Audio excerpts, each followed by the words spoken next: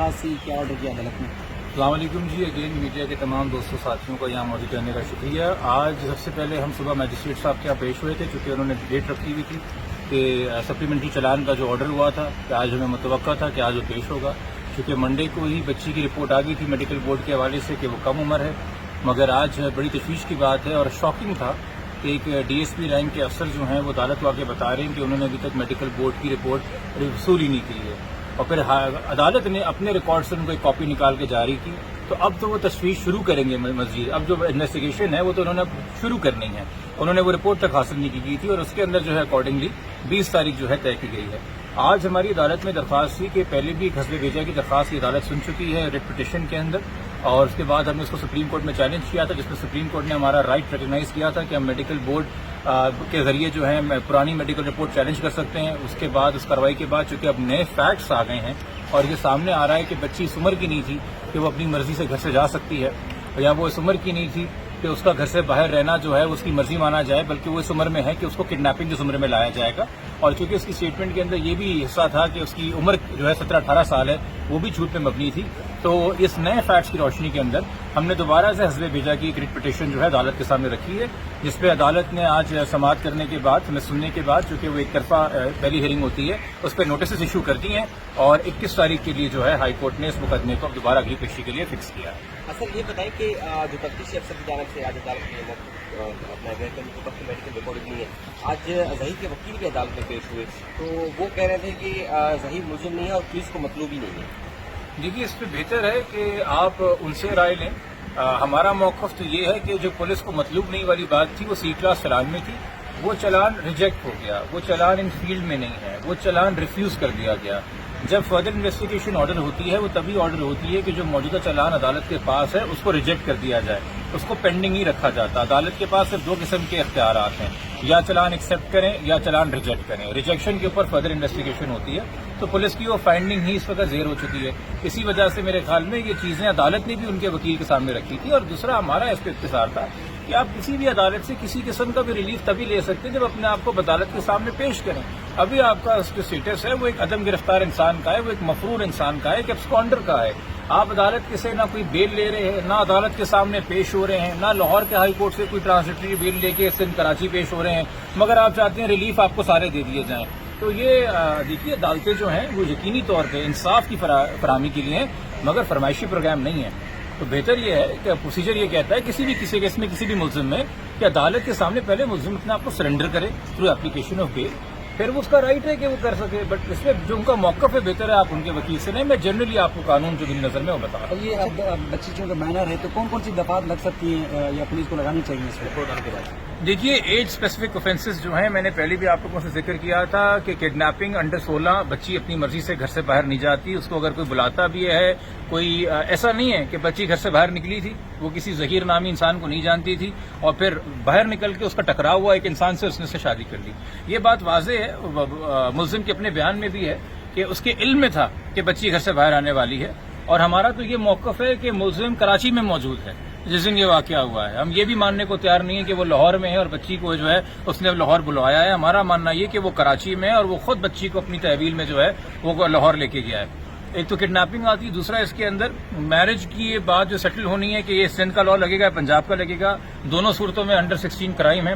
تیسری بات اس کے اندر ہے کہ جی کسی بھی بچی سے ازدواجی رشتے کے نام پہ جنسی رشتہ قائم کرنا جہاں اس کی عمر 16 سال سے کم ہو، وہ کنسنٹ نہیں کر سکتی، وہ سیویئر سیکشل آفینسز ریپ کے زمرے میں آتا ہے۔ اب یہاں پہ میں اگین آپ سے ایک طریقے سے بات کرنا چاہوں گا، میرے لیے یہ بہت افسوس کی بات ہے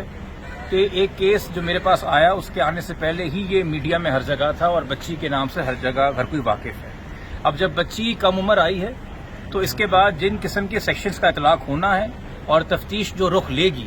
اس کے بعد بہتر تو یہ ہے اور بہتر یہ ہوتا کہ بچی کی آئیڈینٹی گپت رکھی جاتی اور راز بھی رکھی جاتی۔ میں یہ بار بار کہہ رہا ہوں کہ دیکھیے یہ کیس ختم ہو جانا ہے چاہے کسی کی بھی حق میں ختم ہو، بچی کا پورا مستقبل اس کے آگے ہے۔ تو میں گزارش یہ کروں گا کہ یا تو میڈیا جو ہے اس میں اے بی سی یا ایکس وائی زی کر کے کوئی نام لے یا کم سے کم باپ کے نام سے منسوب کر کے کیس کی سنوائی کرے، اور آپ بھی کوشش کریں کہ اب بچی کا نام مزید سامنے نہ آیا جائے، چونکہ یہ ڈیولپنگ فیکٹس ہیں، اس کے سامنے اب ہمیں اکارڈنگلی احتیاط کرنے کی ضرورت ہے۔ یقینی طور پہ جب بچی کے حوالے سے صرف گمشدگی کا کیس تھا تو ضرورت تھی کہ بچی کی تصویر اور بچی کا نام عام کیا جاتا تاکہ بچی کو ڈھونڈا جاتا، اور تب میڈیا نے اپنا ساتھ نبھایا، بلکہ میڈیا کے توسط سے ہی اتنا پریشر بڑھا، چونکہ آپ کو تو پتہ ہے پولیس پہلے دن سے اس کیس میں آگے پیچھے ہونے کو تیار نہیں ہے، تو یہ بچی آئی ہے۔ بٹ اب میرے خیال میں چونکہ یہ آفینسز اٹریکٹ ہو رہے ہیں، ہم سب کو ایک ذمہ داری برتنی چاہیے۔ بچی کے پروٹیکشن کے حوالے سے بتا دیجیے گا کہ کب تک ممکن ہے کہ بچی کو کراچی دوبارہ لایا جائے گا؟ دیکھیے، جب کاگنیزنس اس کیس میں لیا جائے گا اور میجسٹریٹ صاحب اگر اس موقف پہ اختیار کرتے ہیں کہ یہ ابڈکشن کا کیس ہے، تو سب سے پہلے تو اگر بیل پہ نہیں ہوگا کوئی بھی اکیوز، اس کے وارنٹ ایشو ہوں گے، اور دوسرا اس وقت ابڈکشن کے اندر جو ہے بچی کا اسٹیٹس صرف وٹنس کا نہیں رہتا، ابڈکٹی کا بھی رہتا ہے، پھر اس کی رہائی کے لیے بھی اکارڈنگلی عدالت کو آرڈر موو کرنے ہوتے ہیں۔ تو ہماری وہ درخواست ہائی کورٹ کے سامنے بھی ہے کہ حسب بیجا کی درخواست میں وہ بھی کسی کی پرائیویٹ انلیگل کسٹڈی سے بچی کو پروڈیوس کر سکتے ہیں، اور ہماری یہ درخواست جو ہے وہ میجسٹریٹ صاحب سے۔ اچھا، کیا کہیں گے تفتیشی آفیسر پہ آپ کا پہلے پہ اعتراض تھا، اب دوبارہ وہی تفتیشی آفیسر ہیں، تو ابھی بھی آپ نے کوئی دوبارہ درخواست دیں گے؟ اب عمر آ گئی ہے، بچی کی رپورٹ بھی آ چکی ہے، اب کیا دوبارہ بھروسہ کر؟ ہم نے 30 تاریخ کو 17 تاریخ کے بعد پھر ہم عدالت بھی گئے تھے، اور 30 تاریخ کو ہم نے دوبارہ ایک درخواست موو کی، اور ابھی بھی جو آج آپ کے سامنے ویو تھا کہ کون سا پاکستان کا صحافی ہے جس نے میڈیکل بورڈ کی رپورٹ موصول نہیں کی؟ مجھے نام بتا دیجیے۔ جس انسان کا اس کیس سے تعلق ہو یا نہ تعلق ہو، وہ میڈیکل رپورٹ کی فائنڈنگ جانتا ہے۔ اگر کوئی نہیں جانتا تو اس کیس کا تفتیشی نہیں جانتا، اور وہ رپورٹ آنے کے 48 گھنٹے بعد تک نہیں جانتا۔ تو یہ ایک سوالیہ نشان ہے۔ میں پھر کہوں گا، میری سمجھ سے یہ بالا تر ہے کہ ایک ڈی ایس پی کے پیچھے جو کہ اپنا پروٹوکال توڑ کے، آج بھی مجھے پتا چلا جب میں عدالت سے نکلا کہ پیچھے پورے میڈیا سے آئی او صاحب مخاطب ہوئے اور انہوں نے اپنا ویو دیا ہے، تو یہ ایک ڈی ایس پی صاحب کے پیچھے جو بار بار پروسیجر اور پروٹوکال اور ڈسپلن توڑ رہے ہیں، سندھ پولیس کیوں بدنامی مول لے رہی ہے؟ سندھ پولیس کیوں سوالیہ نشان کھڑا کر رہی ہے؟ سندھ پولیس کیوں نہیں ایک بہتر انسان کو، بہتر افسر کو، بہتر رسپانسبل افسر کو اپوائنٹ کر کے تمام خدشات دور کر دیتی ہے، اور ایسے انسان کو جو ہے وہ آپ انگیج کر رہے ہیں؟ اور یہ میں آپ کی نالج میں لے آؤں، منڈے کے روز میری آئی جی صاحب سے ملاقات ہوئی تھی۔ آئی جی صاحب کو میں نے خود میڈیکل بورڈ رپورٹ کی کاپی ان ہینڈ دی ہے۔ 48 گھنٹے بعد تفتیشی کہہ رہا ہے کہ کوئی رپورٹ ہی نہیں۔ تو میں کیا کروں؟ یہ بڑے افسوس کی بات ہے۔ میں اس لیے بھی افسوس کر رہا ہوں کہ نہ جانے یہ اے وی سی سی اور سی آئی اے کے تفتیشی ہیں، تمام جو بچے اغوا کڈنیپ ہوتے ہیں انہی کے پاس آتے ہیں۔ یہ ڈی ایس پی اور کتنے کیسز کے اندر اس طرح کی بری پرفارمنس دے کے وہ کیسز خراب کر رہا ہے؟ اس کے خلاف تو انکوائری ہونی چاہیے ڈپارٹمنٹ انٹرنل میں۔ Thank you.